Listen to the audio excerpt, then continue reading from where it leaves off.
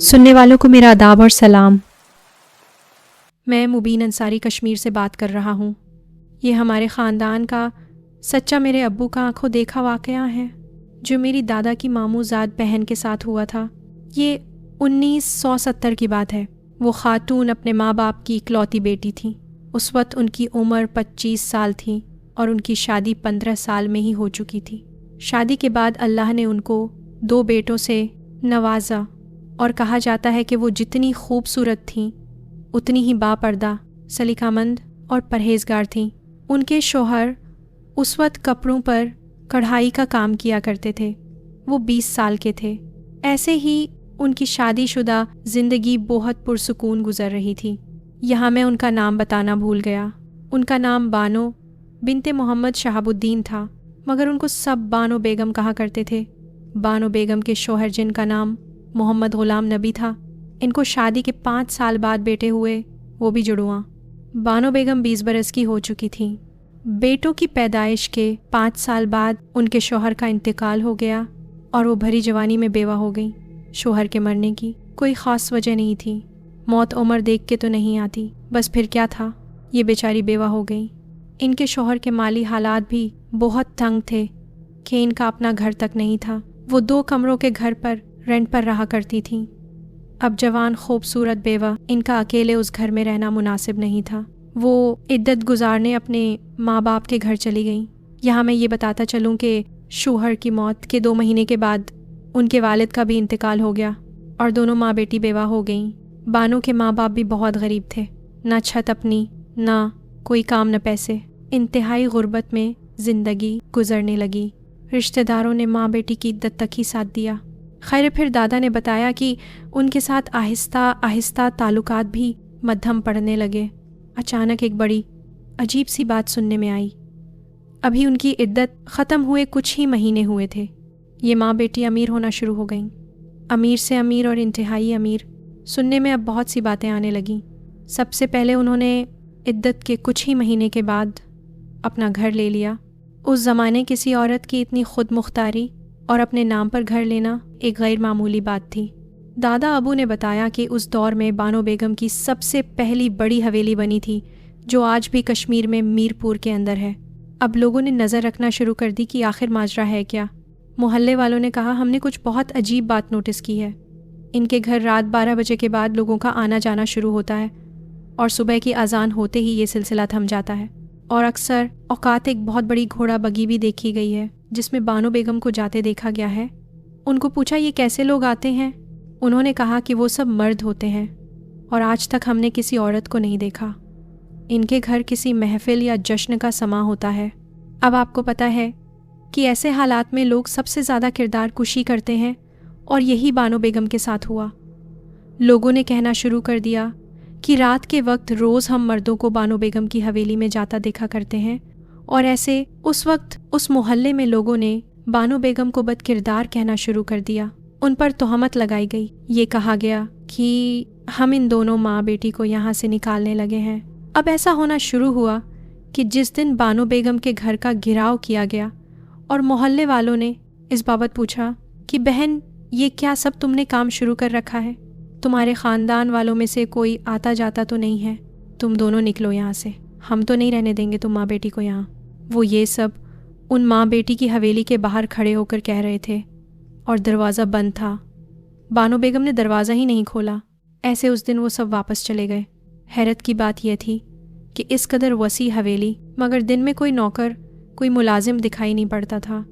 رات کے وقت دیکھا کرتے کہ حویلی کی صفائی ستھرائی ہو رہی ہے، اس کو چمکایا جا رہا ہے، فرش کو دھویا جا رہا ہے، اور وہاں رات کے وقت ہلچل شروع ہو جاتی تھی، اور حویلی کے احاطے میں قیمتی پتھر لگا ہوا تھا۔ اب حویلی میں دن کے وقت کوئی گارڈ کچھ بھی نہ ہوتا، مگر رات کے وقت سب لوگ موجود ہوتے جن کو محلے میں سے کوئی بھی نہیں جانتا تھا۔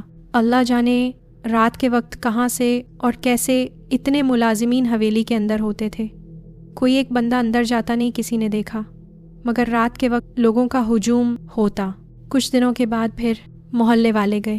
بانو بیگم اور ان کی ماں حویلی کے دروازے کے دوسری طرف کھڑی ان محلے والوں کی باتیں سن رہی تھیں۔ وہ ایک لفظ نہ بولی، मोहल्ले वालों ने जब देखा कि बानो बेगम और उसकी माँ हवेली के दरवाजे के दूसरी तरफ खड़ी उनकी बातें तो सुन रही हैं मगर उनको कोई जवाब नहीं दे रही, तो उन्होंने पत्थर और कनकरियाँ जो भी उनके हाथ लगा वो उठाए और बानो बेगम की उस हवेली पर मारना शुरू कर दिए। बानो बेगम अपनी माँ को लेकर हवेली के अंदर चली गईं, किसी से कोई बात न की। उस रात जिस आदमी और लड़के ने उनके घर कनकरियाँ फेंकी थीं, अब रात के वक़्त जब वो अपने अपने घर चले गए तो उस रात उनमें से हर एक की शामत आई। जैसे एक आदमी ने कहा कि वो रात के वक़्त अपने घर में सहन में चारपाई पर सो रहा है, तो उसको चारपाई के साथ किसी ने हवा में उठाया, गोल गोल घुमाया और ज़ोर से ज़मीन पर पटक दिया। एक और आदमी ने कहा कि मैं रात को सोया हूँ तो मैंने देखा कि कोई काले रंग की चीज़ हवा में मेरे कमरे के बिस्तर के ऊपर घूम रही है और उसकी सिर्फ 2 सुर्ख अंगारा आंखें थीं। वो बुरी तरह डर गया।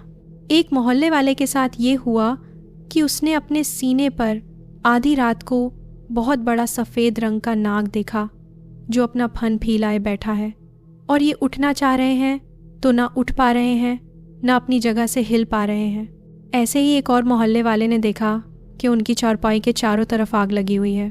फिर एक और साहब उन्होंने देखा कि कोई बहुत अजीब सी चीज़ इनके मेन गेट से गुज़रती हुई सहन में आई और वहाँ से होती हुई खिड़की के आर पार हो गई और ये लड़का अपनी खिड़की से ये सब मंज़र देख रहा था। वो आधी रात को मटके से पानी पीने के लिए उठा था। मतलब कहने का ये कि वो सब लोग जिन्होंने बानो बेगम पर कनकरियाँ फेंकी, इन सब के साथ ये पुरस्रार वाक़यात उस रात होते गए। सुबह हुई तो सब लोग इकट्ठे हुए और सब ने अपने साथ होने वाली रात की आबीती बताई। वो सब बुरी तरह डरे हुए थे। उस वक्त उनको ये एहसास हुआ कि ये सब वाक़यात का होना हो ना हो बानो बेगम के साथ ही जुड़ा है। अब सब ने मशहूर कर दिया कि बानो बेगम और उसकी माँ काला जादू करती हैं। इन्होंने वो मखलूक़ात हमारे घर भेज के हमसे उस बात का बदला लिया। बानो बेगम और उसकी माँ ना ही बच्चे कभी किसी को घर से बाहर निकलते नहीं देखा। हाँ, रात को बानो बेगम को अक्सर किसी बग्घी में बैठकर जाते ज़रूर देखा। मोहल्ले वाले अब बानो बेगम से डरना शुरू हो गए। उस हवेली में रात के वक्त बहुत ज़्यादा मिठाई बनने की उफ़ अल्लाह इस कदर खुशबू आया करती थी कि हवेली के बाहर जो भी होता तो वो उस खुशबू से महजूज़ ज़रूर होता।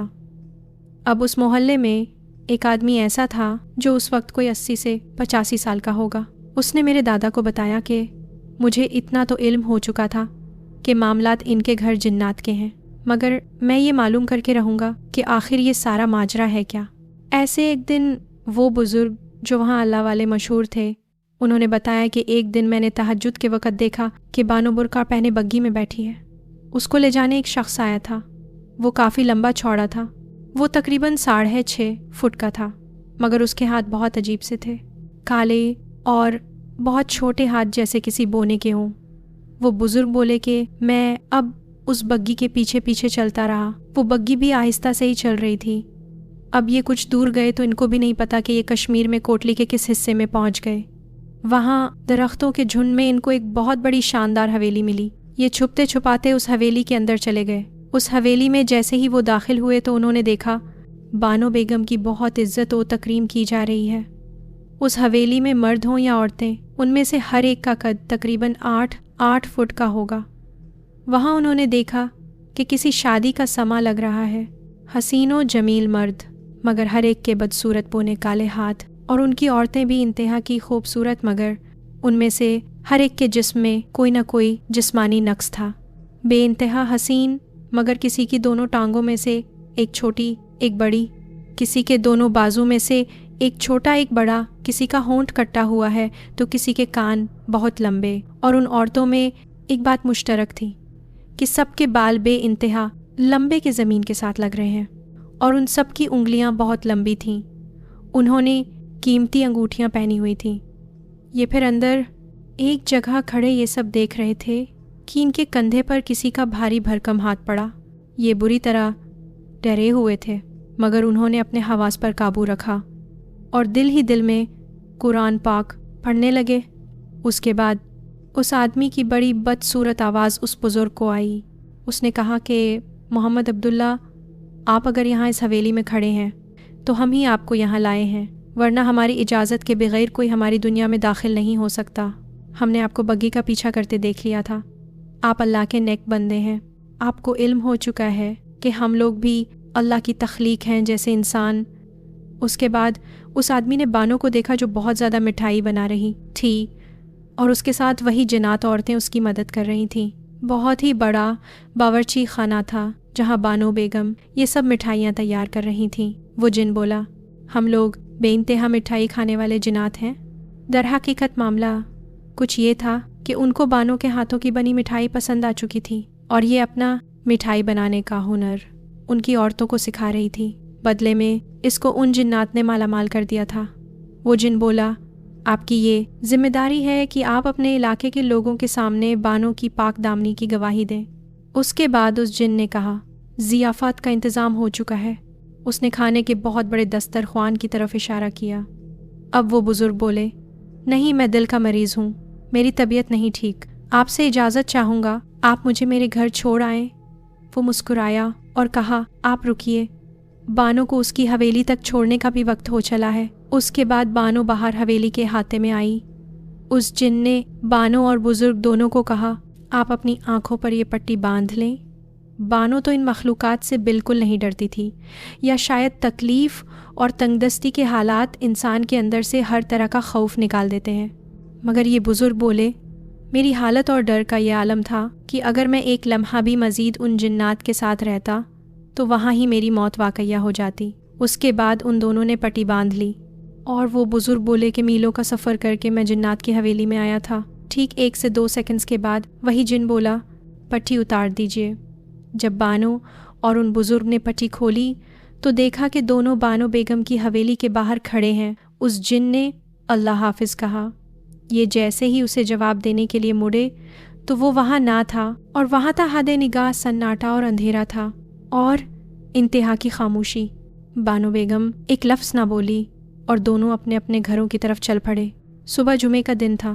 جمعے کے خطبے کے بعد محمد عبداللہ نامی بزرگ نے مسجد میں بیٹھ کر بانو بیگم کی پاک دامنی کی نہ صرف گواہی دی بلکہ یہ بھی کہا کہ آج کے بعد اس اللہ والی کے بارے میں محلے میں کوئی کسی قسم کی بات نہیں کرے گا۔ اس زمانے میں ان بزرگ کی بات کا بہت احترام کیا جاتا تھا اور وہ وہاں کے مفتی وقت بھی تھے۔ بعد میں محلے والے تو ڈر کے مارے بانو بیگم سے نہیں ملتے تھے، مگر اس کے بعد کسی نے کوئی الٹی سیدھی بات ان سے نہ کہی۔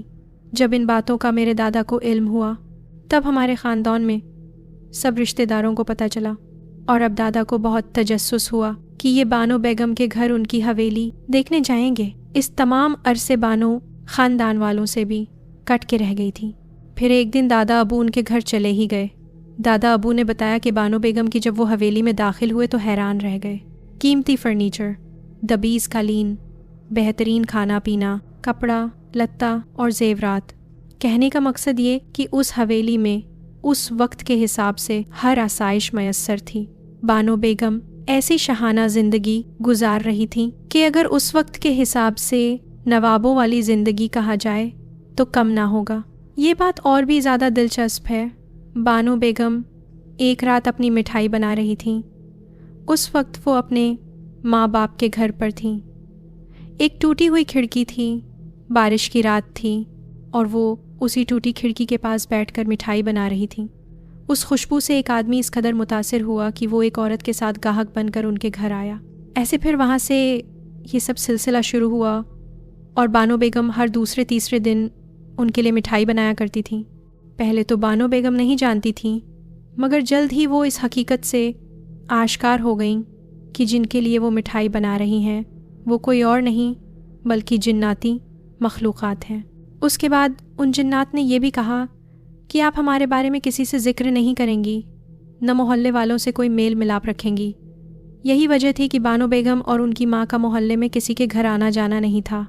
پہلے تو وہ ڈرتی رہیں، مگر بدلے میں جو وہ جنات بانو بیگم کو دے رہے تھے تو بانو بیگم نے وہی عالی شان زندگی کو منتخب کر کے اپنے ڈر کو بہت پیچھے چھوڑ دیا اور آگے نکل گئیں۔ بانو بیگم کو دین کا بہت زیادہ علم تھا۔ وہی علم انہوں نے اپنے دونوں جڑواں بچوں میں منتقل کیا جو آگے جا کر عالم دین بنے۔ پھر بانو بیگم کی ماں کا انتقال ہوا۔ کہا جاتا ہے کہ ان کے جنازے پر اتنی خلقت تھی، وہ سبھی جنات تھے جو انسانوں کی شکل میں وہاں موجود تھے۔ اس کے بعد بانو بیگم اپنے دونوں بیٹوں کے ساتھ UK چلی گئی ہیں۔ وہاں ان کے بیٹے عالم دین ہیں۔ بانو بیگم ان کے ساتھ ہی رہتی ہیں۔ اب وہ کافی بوڑھی ہو چکی ہیں، صرف عبادت میں وقت گزارتی ہیں۔ ان کی حویلی آج بھی کشمیر میں ہے، مگر وہاں کوئی نہیں رہتا۔ میرے دادا بھی حیات ہیں اور وہ یہ بھی کہتے ہیں کہ بانو کی حویلی جو اب بھی آزاد کشمیر میرپور کے اندر ہے، اس کی حفاظت جنات کرتے ہیں۔ جنات کے ساتھ ان کے معاملات آج بھی ہیں، مگر اب وہ ان کے لیے مٹھائی نہیں بناتی اور وہ اپنا ہنر ان جنات کی نسلوں کو منتقل کر چکی ہیں۔ تو یہ میرا ایک چھوٹا سا واقعہ تھا۔ اگر آپ کو انٹرسٹنگ لگا تو اپنے چینل پر شیئر کر دیجیے گا۔ اللہ حافظ۔ بہت شکریہ مبین، آپ نے اپنا واقعہ مجھ سے شیئر کیا۔ چلیے بڑھتے ہیں ایک اور انٹرسٹنگ واقعہ کی طرف۔ السلام علیکم۔ آپ ہی میرا نام محمد ممتاز ہے اور میرا ایک بہت پراسرار واقعہ ہے۔ پلیز اسے اپنے چینل پر شیئر کریں تاکہ لوگوں میں آگاہی پیدا ہو۔ یہ بات اسی سال مارچ کی ہے۔ میرا تعلق ویسے تو پنجاب سے ہے، مگر میں فی الحال کراچی میں مقیم ہوں۔ دراصل میں اپنی نئی جاب کی وجہ سے کراچی آیا ہوں۔ میں کراچی میں اپنی پھوپھو کے گھر پاک کالونی میں رہتا ہوں۔ میری پھوپھو بے اولاد ہیں، وہ مجھے بیٹوں سے بڑھ کر پیار کرتی ہیں۔ جب میں یہاں آیا تو میری جاب اچھی چلنے لگی، مگر میں چاہتا تھا کہ کوئی اور کام بھی سٹارٹ کیا جائے تاکہ میں اپنی پھوپھو کی مالی مدد کر سکوں۔ اس لیے میں آن لائن جاب ڈھونڈنے لگا۔ میں نے اردو میں ماسٹرز کیا ہوا ہے۔ ایسے ہی ایک مشہور پلیٹ فارم پر میں نے اپنی آن لائن ٹیوٹر کے لیے پروفائل بنائی۔ 1 مہینہ گزر گیا، کوئی کامیابی نہیں ملی۔ پھر مجھے ایک اسٹوڈنٹ کی پروفائل سے میسج آیا۔ اس پروفائل پر نام لکھا تھا سلیمہ نجف۔ وہ ایک عورت تھی، مگر اس نے اپنی بیٹی کے نام پہ پروفائل نیم رکھا ہوا تھا، جو اپنی 17 سال کی بیٹی کو اردو سبجیکٹ پڑھانا چاہتی تھی۔ میرا ان سے رابطہ ہوا تو میں ان کی بیٹی کو آن لائن اردو پڑھانے لگا۔ جلد ہی سب معاملے ہمارے درمیان سیٹ ہو گئے۔ انہوں نے میری کسی بات پر اعتراض نہیں کیا اور پیسے بھی ڈبل دے رہی تھیں۔ جبکہ میرا کوئی ایکسپیرینس نہیں تھا، میں تو بہت خوش تھا۔ ایسے ہی میں اس لڑکی کو آن لائن اردو پڑھانے لگا۔ جب پہلی بار میں نے اسے ویڈیو کال پر دیکھا تو وہ 17 سال کی لڑکی تھی اور بہت عجیب سی شکل والی۔ اس کا رنگ کالا سیاہ تھا۔ اللہ نے سب کی شکلیں بنائی ہیں، مگر وہ لڑکی ان لوگوں میں تھی جنہیں آپ بدصورت کہہ دیں تو غلط نہ ہوگا، اللہ معاف کرے۔ وہ ایک کمرے میں بیٹھی تھی۔ رات کے 10 سے 12 کا ٹائم ہمارے درمیان فکس تھا۔ وہ اسکول جاتی تھی مگر ٹیوشن نہیں جاتی تھی۔ ویڈیو کال پر وہ اور اس کی ماں دونوں موجود ہوتی تھیں۔ اس کی ماں مسلسل مجھے دیکھتی رہتی تھی اور صرف ضرورت کے مطابق بات کرتی تھی، پھر خاموش ہو جاتی تھی۔ اور حیران کر دینے والی بات تو یہ تھی کہ جس قدر بیٹی بد شکل تھی، اتنی ہی حسین اس لڑکی کی ماں تھی۔ میں نے کبھی ان سے ذاتی سوال نہیں کیا اور نہ ہی کبھی انہوں نے مجھ سے فضول بات کی، لیکن وہاں اس وقت اس دوران کچھ ایسا تھا جو میرے دل کو بے چین کر دیتا تھا۔ اب آگے سنیے۔ میں نے اسے صرف 4 دن پڑھایا، لیکن پہلی دفعہ جب پیمنٹ کا ذکر آیا تو مجھے تھوڑا عجیب لگا۔ پھر ایک دن سلیمہ کی ماں نے کہا، مجھے آپ سے ایک ضروری بات کرنی ہے، آپ ایک نیک اور ایماندار انسان لگتے ہیں۔ میری جوان بیٹی کے لیے مجھے آپ بہت موزوں لگے، اگر ممکن ہو تو کبھی ہمارے گھر آ کر پڑھا دیا کرے۔ پھر انہوں نے اپنا ایڈریس ای میل پر مجھے بھیجا۔ یہ بات سن کر میں تھوڑا حیران تھا، مگر ان کی باتوں نے مجھے سوچنے پر مجبور کیا کہ آفر بری نہیں ہے، کیونکہ گھر آ کر پڑھانے کے وہ مجھے اور بھی زیادہ پیسے دے رہی تھیں۔ میل پر ان خاتون نے مجھے یہ ایڈریس بھیجا، PECHS گریو یارڈ سوسائٹی قبرستان، بلاک 2۔ مقررہ تاریخ پر 5 دن بعد میں اسی جگہ بلاک 2 میں ایک گھر میں گیا۔ میں یہاں کچھ ذاتی وجوہات کی وجہ سے گھر کا نمبر نہیں بتانا چاہتا، لیکن اتنا کہوں گا کہ یہ تقریباً 20 سے 25 سال پرانا گھر تھا۔ میں نے دروازے پر دستک دی۔ اس دفعہ انہوں نے مجھے مغرب کے بعد آنے کو کہا تھا۔ کیوں کہ میں نے ان سے پہلے ہی کہہ دیا تھا کہ اگر آپ کی بچی نے پڑھنا ہے تو میرا اتنی رات تک آپ کے گھر میں رہنا مناسب نہیں۔ دوسری بات یہ تھی کہ میں نے کہا تھا کہ آپ مجھے بچی کے بھائی یا والد سے ملاقات کروا دیں، ورنہ میں گھر کے اندر نہیں داخل ہوں گا۔ وہ دن جمعرات کا تھا۔ شام کے وقت میں اس گھر کے سامنے کھڑا تھا۔ میں اندر داخل ہوا۔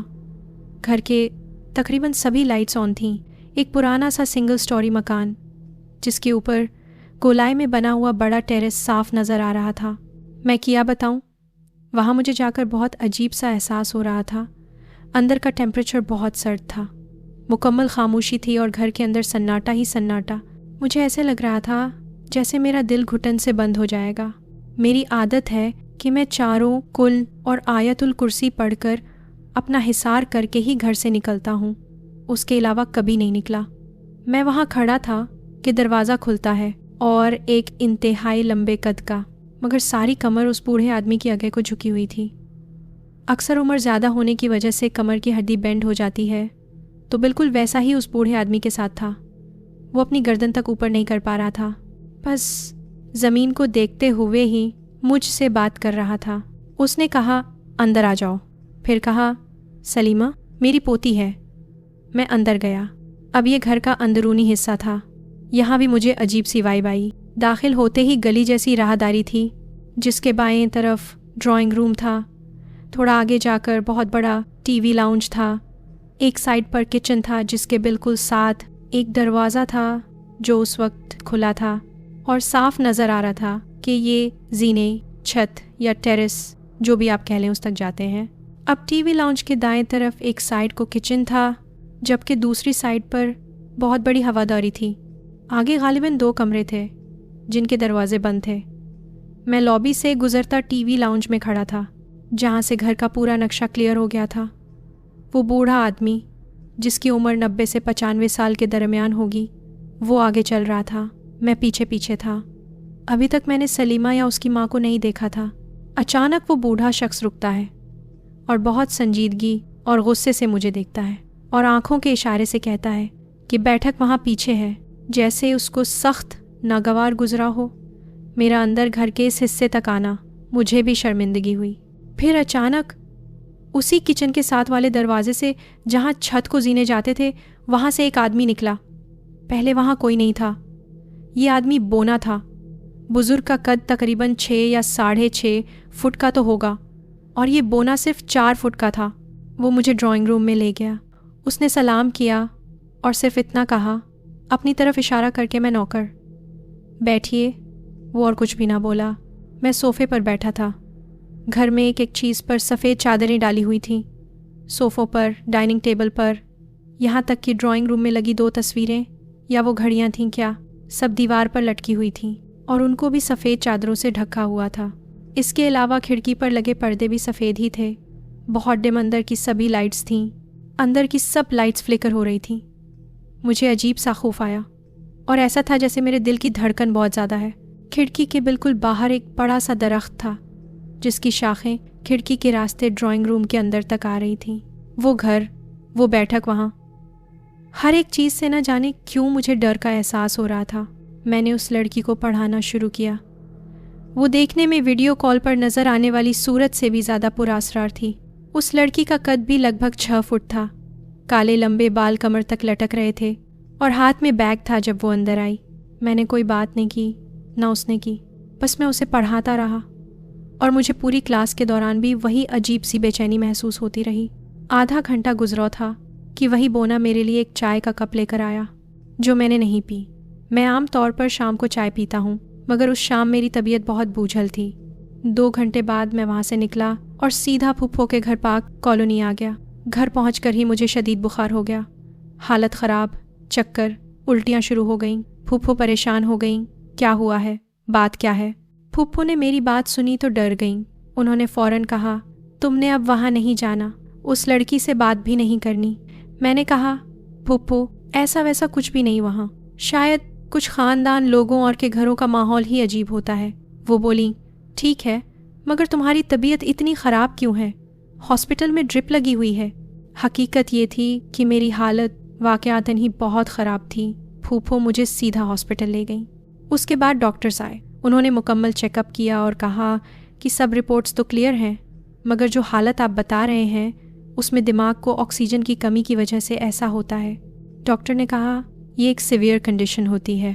अक्सर ऐसा तब होता है जब कोई शख्स किसी बहुत घुटन वाली जगह, ज़मीन की गहराई में या किसी बंद माहौल में जाता है।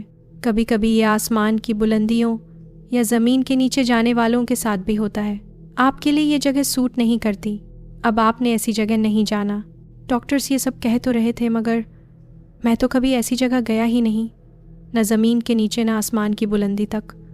मैं तो बस उस घर से जैसे ही होकर आया तो ये कंडीशन ज़िंदगी में पहली बार हुई थी।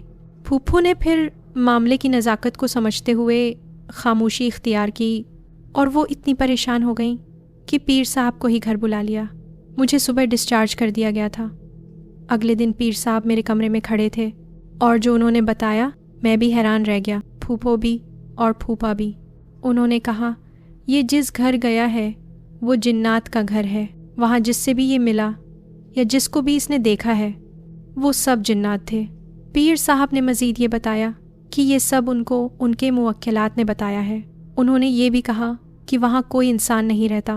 पीर साहब ने यह भी कहा कि उन जिन्नात ने इसे कोई नुकसान नहीं पहुँचाया, न वो इसके सामने अपनी असल शक्ल में आए, क्योंकि इसने आयतुल कुर्सी और कुरान की आयतों से अपना हिसार किया हुआ था। यही वजह है कि ये सही सलामत वहाँ से आ गया है। ये सुनकर मेरे तो होश उड़ गए। फिर वही हालत हो गई, जिस्म लर्ज़ रहा था। मेरा ब्लड प्रेशर इतना लो हो गया कि मैं कमरे में ही बेहोश हो गया। करीबी डॉक्टर को बुलाया गया। पीर साहब भी वहाँ मौजूद थे। ऐसे मेरा मेडिकल और रूहानी दोनों इलाज किया गया। उसके कुछ दिन बाद मैं ठीक हुआ, लेकिन एक हफ्ते बाद जब मैंने अपना बैंक चेक किया, वहाँ एक ट्रांजैक्शन नज़र आई जैज़ कैश से। बैंक ट्रांसफ़र के थ्रू किसी कलाम नाम के अकाउंट से पैसे आ चुके थे। फूफो को बताया तो उन्होंने कहा, इन पैसों को सदका कर दो। ऐसा ही किया गया। बाद में जब मैं अपने होश व हवास में वापस आया तो मैंने उसी मशहूर प्लेटफॉर्म पर लॉगिन किया, लेकिन वहाँ उस सलीमा नाम की कोई प्रोफाइल ही नहीं थी। मेरी अपनी प्रोफाइल बिल्कुल क्लियर थी, जैसे कुछ हुआ ही ना हो। इसके बाद 3 मुख्तलिफ आईडीज़ से कुछ और लोगों ने मुझसे राब्ता किया, मगर मैं इतना डर गया कि मैंने किसी से कोई बात ही नहीं की। आखिरकार मैंने उस प्लेटफॉर्म को ही खैराबाद कह दिया। मैं अगर आज भी उस भयानक रात को सोचता हूँ तो मेरे रोंगटे खड़े हो जाते हैं। मैं तो तसव्वुर भी नहीं कर सकता था कि मेरी जिन्नात से न सिर्फ मुलाकात हुई, बल्कि मैं उनके घर जाकर वहाँ इतनी देर बैठ कर भी आया था। मेरी ज़िंदगी के इस वाक़े पर शायद लोग यकीन ना करें। मैं भी इन बातों को पहले नहीं मानता था। जब मेरे साथ ये सब हुआ तो मेरी सोच और ज़िंदगी में इन जिन्नात को लेकर नज़रिया ही बदल गया। ये लोग टेक्नोलॉजी भी इस्तेमाल करते हैं। हम इंसानों की तरह इनके भी मामलात होते हैं, ये भी पढ़ते हैं। लोग मेरा जितना भी मजाक बना लें, मगर मैं सिर्फ आपसे वही शेयर कर रहा हूँ जो मेरे साथ हुआ है, वो भी इसी साल 2025 में। एक बात और आपको बता दूँ कि मैंने अभी 10 दिन पहले उस घर का अपने किसी दोस्त से पता करवाया, तो उसने मुझे बताया कि वहाँ आसपास मोहल्ले वालों का कहना है कि ये घर किसी ओवरसीज़ पाकिस्तानी का है, जो कभी कभी साल में शायद 1-2 बार आते हैं। 15 या 20 दिन के क़याम के बाद दोबारा वापस चले जाते हैं और बाकी सारा साल उनका घर बंद पड़ा रहता है। महीने में एक बार कोई गार्ड घर को खोलकर चेक करके वापस चला जाता है। इसके अलावा कोई ऐसी जिन्नात के बारे में वहाँ बात नहीं मशहूर। और पीर साहब ने भी ये बात कही थी कि जिन्नात यहाँ आकर बस चुके हैं, मतलब पहले नहीं थे मगर खाली घर पाकर वहाँ बसेरा कर चुके हैं। और शायद इस बात का मालिक मकान को भी नहीं इल्म, और ना ही वहाँ पड़ोस में रहने वालों को इसका पता है। अगर पहले से ये घर हॉन्टेड होता तो इसके बारे में बहुत कुछ मशहूर होता, मगर ऐसा बिल्कुल भी नहीं था। हाँ, एक और बात मुझे याद आई कि जिस दिन मुझे पैसे ट्रांसफ़र हुए थे ना, वो 5 दिन का मेरा मुआवज़ा था। यही रकम उनके साथ फ़िक्स हुई थी और वही बूढ़ा आदमी ख्वाब में आया और मुस्कुरा कर कहता है, ये तुम्हारा मुआवज़ा, और परेशान ना हो। फिर वो चला जाता है और दोबारा कभी ख्वाब में नहीं आया। ये मेरी एक छोटी सी मगर बिल्कुल सच्ची कहानी थी। अगर आपको पसंद आए तो ज़रूर इसे अपनी आवाज़ दें। मोहम्मद मुमताज़, कराची। आदाब मेरी यूट्यूब फैमिली, आपका बहुत ज़्यादा शुक्रिया कि आप मेरी स्टोरीज़ बेहद पसंद कर रहे हैं। मुझे इसी तरह सपोर्ट करते रहें, मुझे ज़्यादा से ज़्यादा स्टोरीज़ सेंड करें। एक रिक्वेस्ट है आप सबसे कि बहुत शॉर्ट स्टोरीज़ ना सेंड करें। सेकेंडली, आप सब एक बात पूछते हैं कि क्या ये स्टोरीज़ रियल होती हैं। देखें, मैं वही सब आपसे शेयर करती हूँ जो मुझसे लोग पस पर्दा शेयर कर रहे हैं। मैं स्टोरीज़ सेंड करने वालों को न जानती हूँ और ना मैं ऐसे वाक़यात की चश्मा दीद गवाह हूँ। ये अल्लाह ही बेहतर जानता है। जिसके साथ ये सब हुआ है, हकीकत वही जानता है। इसलिए सबके लिए दुआ कीजिए कि अल्लाह किसी को भी आजमाइश में ना डाले। आमीन। स्टोरीज़ को सुनें और शेयर करें। ये कहीं ना कहीं आपको ज़रूर कोई इन्फॉर्मेशन, नॉलेज और सबक देंगी। आप अपना ख्याल रखें। फिर मिलती हूँ आपसे एक और नई इंटरेस्टिंग स्टोरीज़ के साथ। आप सबकी आपे शुक्रिया।